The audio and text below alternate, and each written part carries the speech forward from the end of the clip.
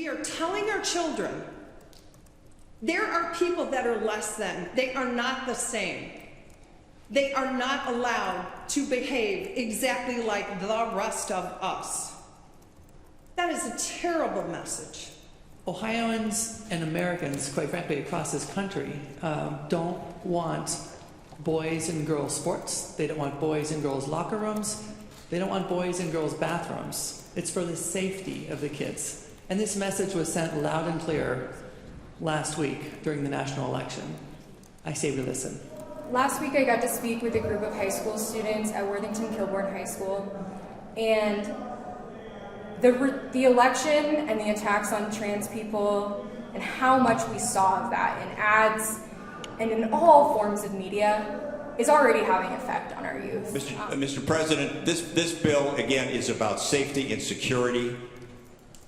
We need to do this in the schools. The schools need to develop policies based on the legislative guidance that we are providing today. I wholeheartedly recommend concurrence.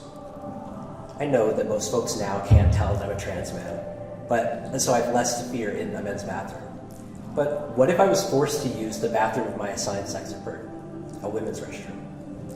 As a 21-year-old trans man, I can't believe adult students would be subjected to restroom policies decided by politicians, forcing teachers, professors, and administrators to invade trans students' privacy hurts all students.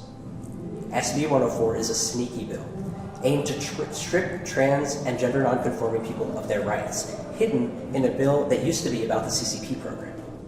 The difficulty I have is that I listened to all of the ads over the campaign season about grown men who were 6'2", who were in the locker room with little girls in the 5th and 3rd grade who were just tiny things. And shame on us for continuing to try to separate and exploit individuals who have already been exploited enough.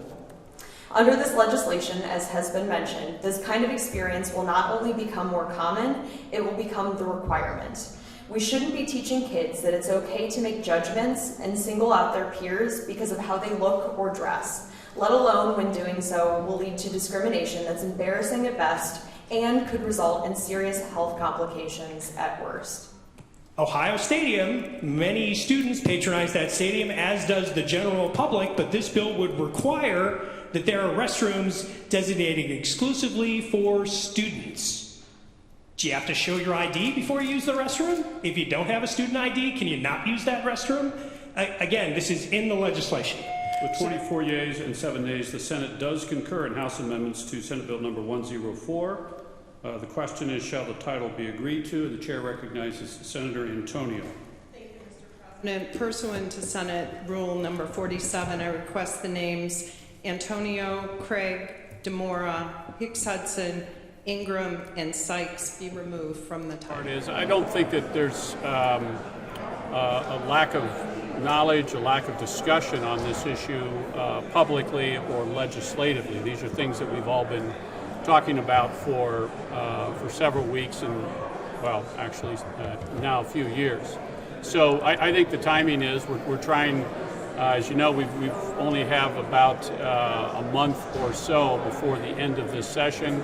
There's a lot of other legislation we're trying to get through in the Senate. What I wanted to do today, and I think the majority of the Senate wanted to do, was to get the things done that we can get done right now. You saw the other bills we did, and I think we'll have a pretty full schedule next week and then in the 3 Wednesdays in December. So it's also